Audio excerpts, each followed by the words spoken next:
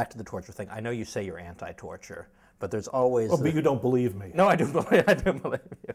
But the thing that many will bring up... I read one review where I was described as being pro-torture. Pro-torture? Pro-torture because I say anything nice about these people. I am not pro-torture. That's one of the things that fascinates me about these soldiers at Abu Ghraib. They're not simple. They're not simple automatons. They're not machines programmed to do evil. They're really complex and interesting figures in their own right. So Lynndie England is not a monster? No, Lynndie England is not a monster. Remember, this is a 20-year-old girl caught in a maelstrom, a girl who has been blamed for everything. She's the poster girl of torture and abuse, the monster of Abu Ghraib. She got dumped by her boyfriend, left with a child, Carter, that she loves. Her life has been essentially destroyed. And what was her real crime? Her crime was that she took pictures and appeared in pictures. I have never had the feeling that she abused anybody.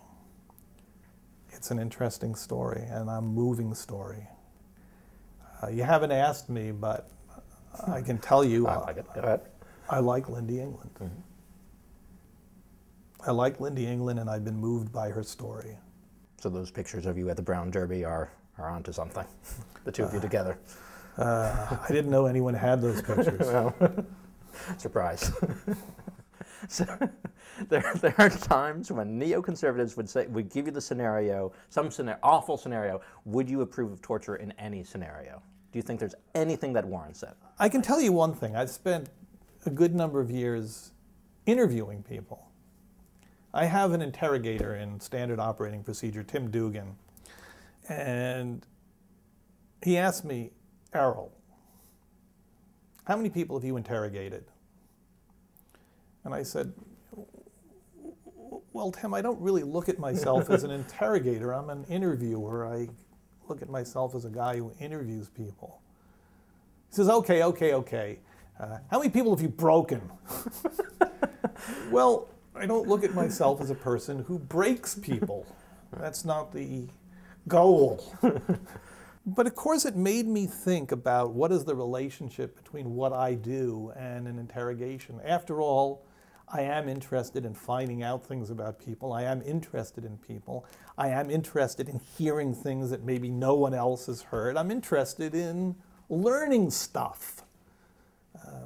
There is this legendary Nazi interrogator. All the interrogators mention this guy, Hans Scharf. Legendary Nazi interrogator, okay? What made him so successful? He liked people and was interested in talking to them, and after the war, he remained friends with many of the people he had interrogated during the war. He emigrated to America and ended up doing mosaics for Disney World. I have done this for a long, long time. To me, if you want to find out something, you don't brutalize people. You make friends with them. My experience is limited. I have never worked as an interrogator at a place like Abu Ghraib. I have never worked as an interviewer, as part of a war effort. But I still think it comes back to the same thing. It's a relationship between two people, one of whom wants to find out something from the other.